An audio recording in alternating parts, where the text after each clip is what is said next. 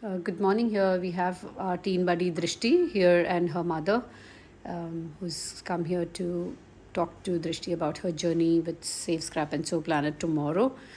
Yes, Drishti, how are you doing today? I'm doing really good. Good, fantastic. So, can you share with your mother what your journey's been like? And maybe you should start with why did you come here? I know it was your mother who chose for you to come here. What was your Okay, so initially I joined this organization for my Deep with Edinburgh bronze volunteering.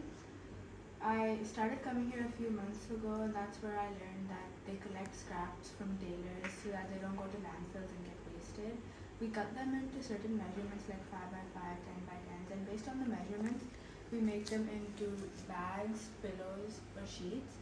So with the 8 by 11 measurements, we take like two pieces and we stitch them together into a pillow, and then the smaller scraps, which are not of any use to us, we fill them inside the pillow to make it soft.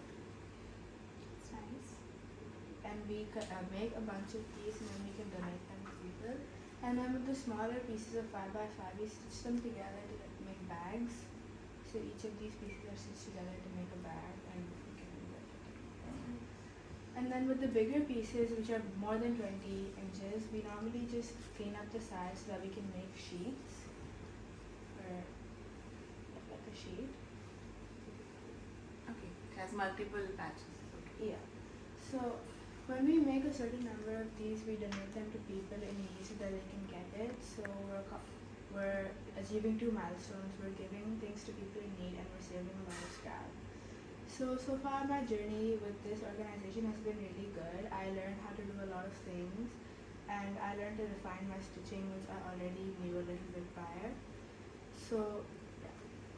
So where do you donate it? Only in UA? Outside? Have you been into those drives anywhere? Not yet.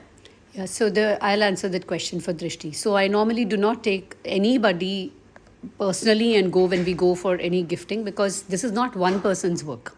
Yeah, This is everybody's work. So usually when adult buddies, if their group is kind of gifting also, then we contribute from everywhere. So we call it under the Planet Tomorrow Safe Scrap. So it is not called or referred to any individual, because none of us can do individually. Drishti has also had the opportunity to be on media, and she was on television. And do you want to share something about that? Yeah, so in one of our previous sessions, there was media present, and I shared with them my journey, what I was doing, and why we were doing this, the importance of saving scrap so that it's not wasted, because there's a lot of landfills that the scrap is just wasted and nobody ever uses it. So it's better. It stops pollution of land, and it makes us more sustainable. and definitely it's like a channel. I mean, where whatever is extra, giving it to the needy. So that channel is required. So that's a good thing. So you liked it? Yeah, I had a lot of fun, as well as learning from this experience, and I would definitely come again. That's good. So was there anything which you found surprising compared to when you expected to join here? Was there something which surprised you? When I first joined, I believed that this was like a smaller organization, but when I began working here, I realized that it was more than like some scrap. It was like, there were a lot of people who were involved in this who wanted to help, so that really surprised me, and I liked it. Right.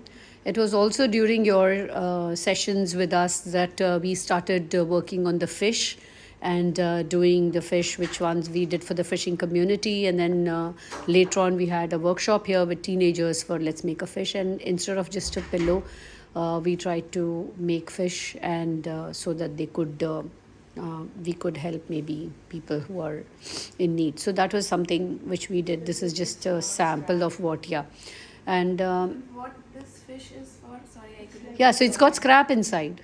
I mean, but any particular reason? No, for so making the fish? when I started, it was for the fishing community, which is in Chennai. When I was going from here to train the fishing community, so I first, instead of teaching them anything else, I first taught them how to make a fish, because as you know, that for fishing community, it is their food, it is their everything. for them. So they started with the fish and they got very excited because of that. And then they later on I told them rest everything else also to do from scraps. So now some few teenagers, when they came in and they were looking for a project for their school project, I taught them how to make a fish so that they can go back and make fish, and they can distribute to their community who they want to help children, and keep it as a motivation and things.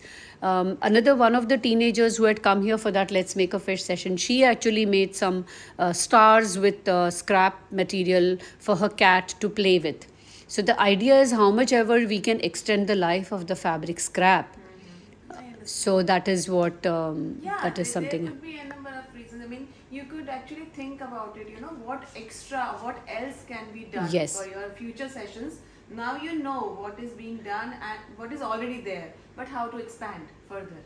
That is an area I think. Yeah, we so can- that is because most of the things need more material, and we normally work with scrap with what we get. That's all. We work only with that.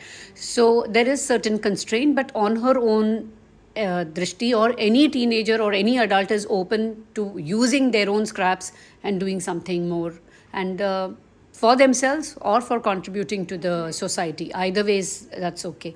So thank you very much, Drishti. You've been a good buddy, and thank you very much for being here. Thanks, Sugandha, for all the number of times that you've dropped her and picked her up, and wishing you all the best. Thank you so